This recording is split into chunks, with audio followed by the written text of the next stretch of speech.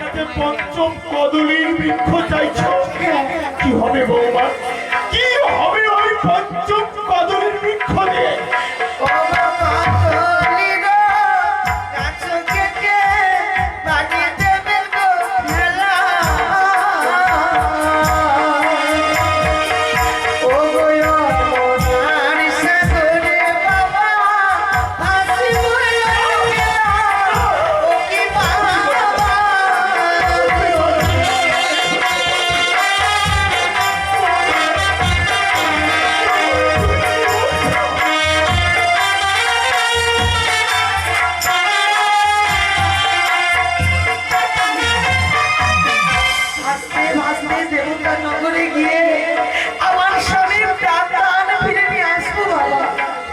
বুঝতে পারছি বৌমা, আমি বুঝতে পারছি তোমার স্বামীকে হারিয়ে আজ তোমার মতিভ্রম হয়েছে।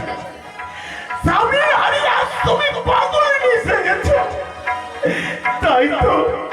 তাই তো মৃত স্বামী নিয়ে সাগরের জলে ভাসতে চাইছে। কি হবে বৌমা, কি হবে তোমার মৃদু স্বামীকে নিয়ে দেবতা নগরে গিয়ে? সেখানে গিয়ে আমার মৃত্যু স্বামীর প্রাণ ফিরে নিয়ে আসবো। ভুল বৌমা, এই সবই মিথ্যে। তুমি কি কোনোদিন শুনেছ যে মৃত মানুষ আবার জীবিত হয়? তুমি কি কোনোদিন দেখেছ কোন নারী তার মৃত স্বামীর প্রাণ ফিরে পেয়েছে? এই পৃথিবীতে জন্ম নিয়েছিল সাবিত্রী। সাবিত্রী সত্যবাদীকে ফিরে নিয়ে এসেছে। আমার স্বামীকে তাই আমি কেন ফিরে পাবো না? বৌমা, সাবিত্রী এক পতিব্রতা সতী ছিল। হ্যাঁ বৌমা, তাই আপনও সতীত্ব গুণে পাইতে সম্মান, যথাই সাবিত্রী তাই পাইল সত্যবান। সাবিত্রী পতিব্রতা সতী ছিল বলে যমরাজের সঙ্গে বাকযুদ্ধ করে তার পতির প্রাণ ফিরে পেয়েছিল। তুমি কি সেই পতিব্রতা সতী যে নিজের জীবন বিপন্ন করে ফিরিয়ে আনবে তোমার প্রাণপতি? পারবে না বৌমা, পারবে না।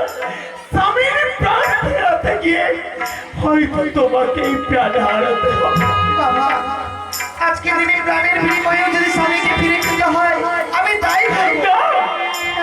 না বৌমা, আমার সন্তান প্রাণে মারা গেছে, ও চলে যাক, কিন্তু আমি চাই না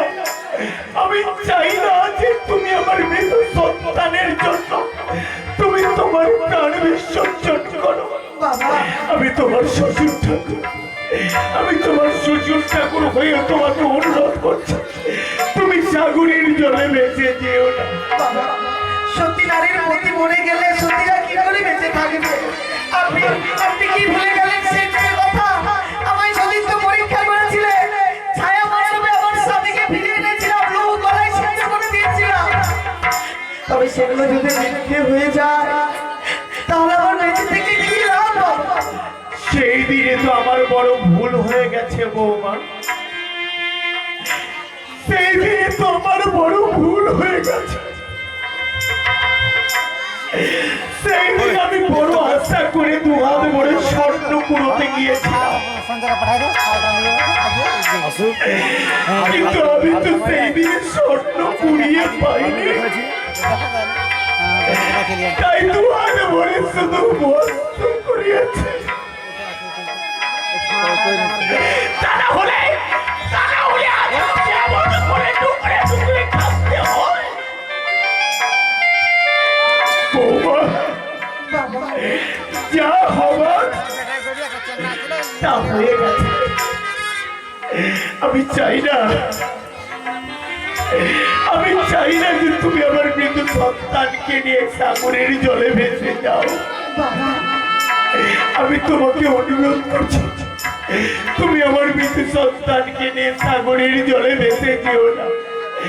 আজ যদি তুমি সাগরের জলে ভেসে যাও তাহলে আমার চম্পলার প্রতিটি প্রজাবিন্দু সবাই আমাকে আঙুল দেখিয়ে তিরস্কার করে বলবে,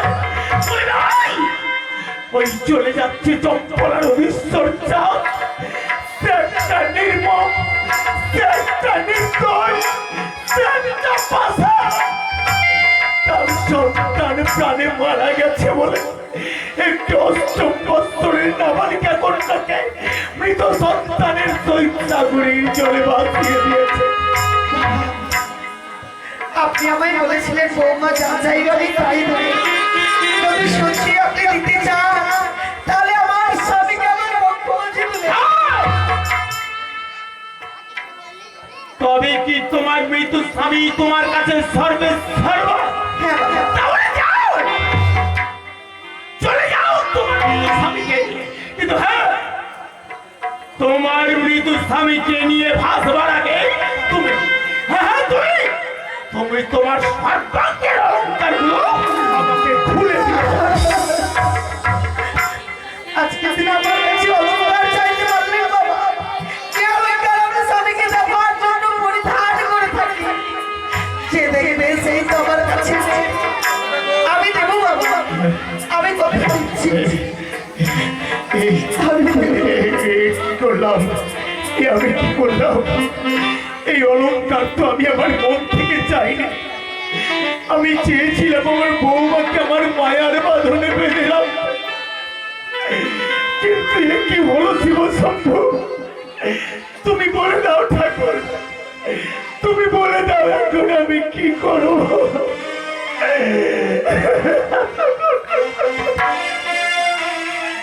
আমার মাথার স্মৃতি পাখি দেহ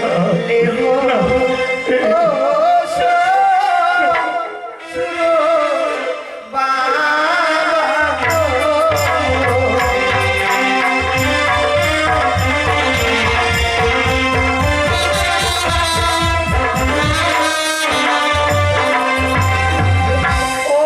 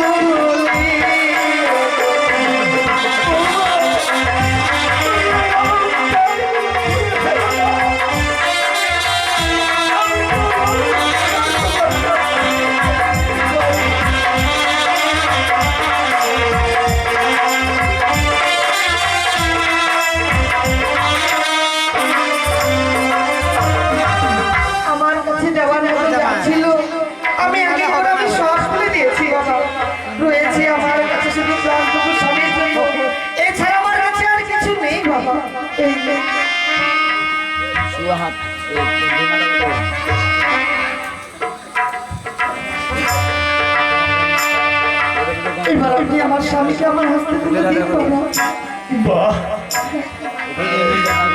বাহ, অলঙ্কার গুলো চাইলাম বলে তুমি ইচ্ছাকৃত অলঙ্কার গুলো আমায় খুলে দিতে পারলে, কিন্তু একটি বাড়ির জন্য তুমি ভেবে দেখলে না বৌমা? কেন কেন আজ আমি তোমাকে সাগরের জলে ভাসতে নিষেধ করছি? জানো বৌমা, পূর্বে আমার 6 পুত্র চলে গেছে, আজ আমার লক্ষ্মীন্দর চলে গেল। এই বিশাল পৃথিবীতে ডাকবে?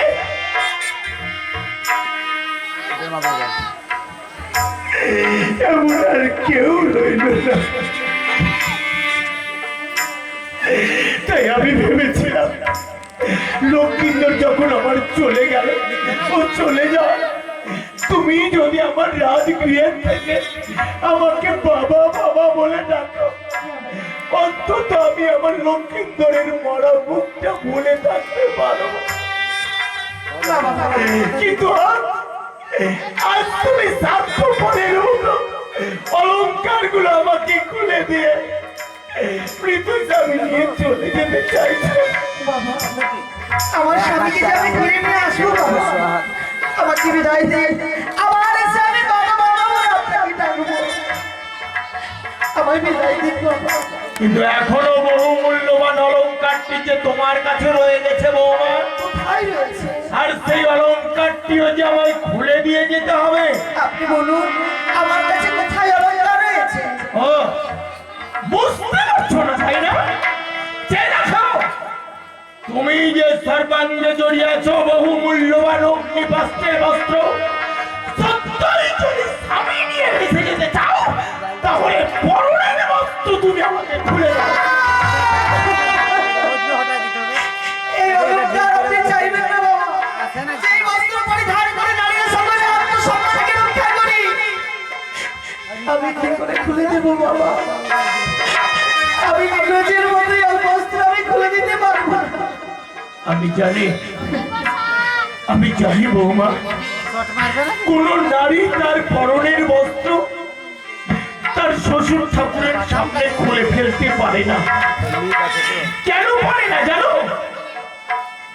বস্ত্রই হচ্ছে নারীর লজ্জা আভরণ, আর লজ্জাই হচ্ছে নারীর ভূষণ। যে নারীর লজ্জা নেই তাকে প্রকৃত নারী বলা যায় না বৌমা। বৌমা, আমিও নির্লজ্জ নই। নির্লজ্জের মতো তোমার পরনের বস্ত্র আমি কিনে নিতে পারবো না।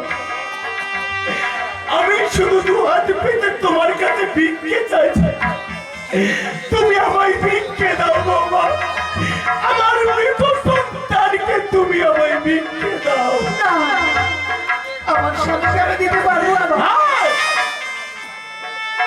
হয়তো বা তোমার পরনের বস্ত্র, নয়তো বা তোমার মৃত স্বামী। এখন তুমি ভেবে নাও যে তুমি কোনটা আমাকে দেবে। বেশ বাবা, আমার স্বামীকে ছাড়া যখন আমি ওনার সাগরে ভেসে যেতে পারবো না, দেবলোকে যেতে পারবো না, আমার স্বামীর সূর্য এই পরনের বস্ত্র আমি দিতে রাজি হলাম। কি বললে বৌমা? স্বামীর জন্য আজ তুমি পরনের বস্ত্র ঠিক করতে চাইছো? বৌমা, নারীরা যে স্বামীদের জন্য এত কিছু করতে পারে তা আমার আগে জানা ছিল না। তোমার কাছ থেকে আজ আমি জানতে পারলাম।